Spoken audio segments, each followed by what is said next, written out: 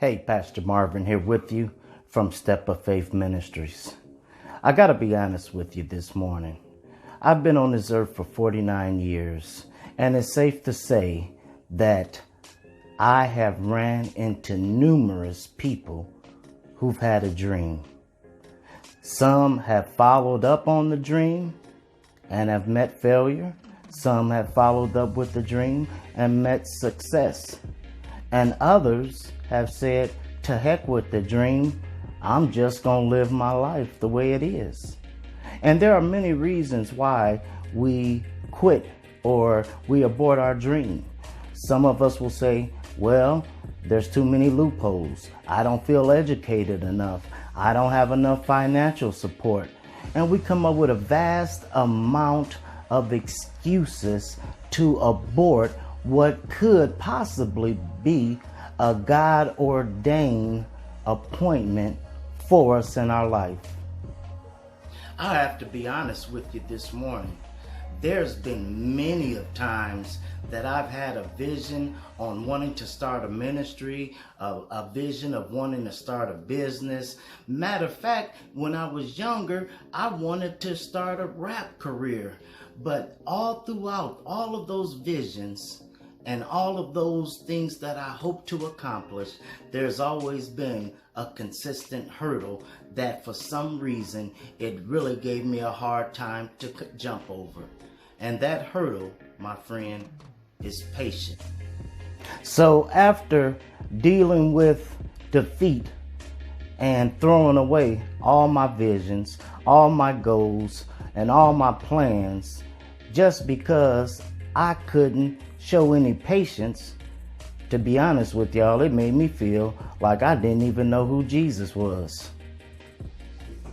And it was at this point when you really feel like you've blown it, when you feel like you and Jesus is like 1,400 miles apart, when you feel like you can't get a prayer up and you tried all your best moves, you tried all your manipulation, you tried to go to cousin friends and uncles and ain't nothing popping.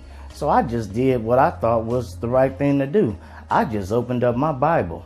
And you know what? To my surprise, I turned my Bible to Genesis chapter 16, verse 2, and check out what it said.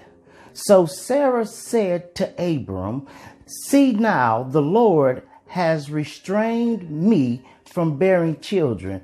Please go into my maid. Perhaps I shall obtain children by her." And Abram heeded the voice of Sarai. At first, when I read that, I was like, hold up. You meant the wife gave the husband permission to be intimate with her servant? Man, my wife wouldn't have never went for that. But what happened with this couple is God had gave them a promise that they would have a child. But they ran into the same hurdle that we often run into. They ran into the hurdle of impatience. And because of that impatience, they wanted someone else to have their baby. Hey, you. Yeah, you right there.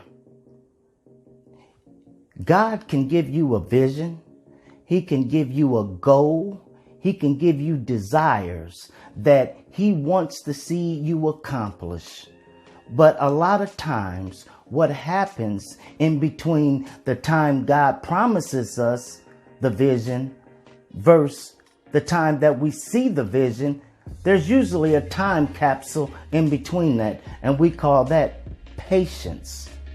And during that time of patience, we can't get frustrated because other folks don't seem to want to support us.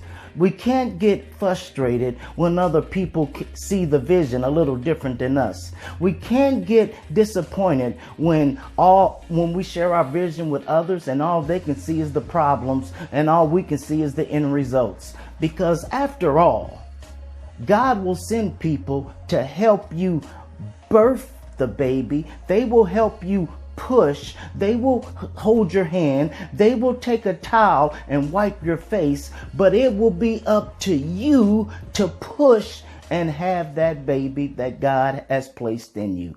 Long story short, if you get help for your goal, for your vision, praise God.